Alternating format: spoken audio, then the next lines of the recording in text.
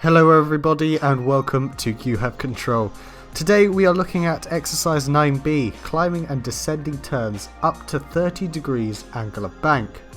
The aim of this exercise is to be able to enter and maintain a turn from a straight climb or descent and to enter and maintain a climb or descent whilst turning. So let's have a look first into our climbing turn. Now, as the aim indicates, we are going to initiate our turn once we are already in a climb.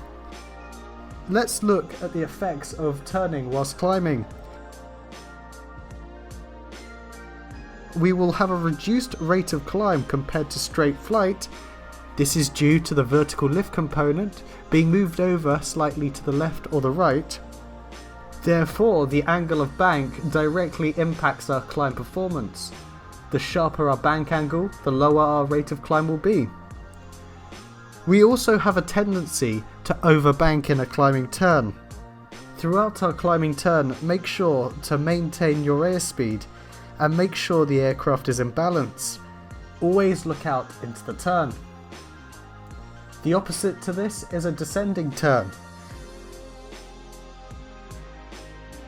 In a descending turn, the tighter we bank, our rate of descent will increase. However, you will have a tendency to underbank. Make sure throughout the turn you are maintaining your airspeed and you are maintaining balance. In both a climbing and descending turn, you need to monitor your bank angle. Due to what we said before, the tendency to overbank or underbank. In both of these scenarios, we are already in a climb. However, we need to look at how to perform a climbing and descending turn from the turn itself. If we are already in a 30-degree angle of bank and want to climb, we're going to need to increase the power and increase the back pressure. This increase of power is going to cause the slipstream effect.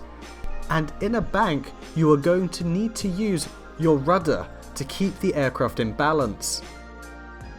The amount of rudder that's needed is very different, dependent on whether you are turning to the left or if you are turning to the right. So bear that in mind.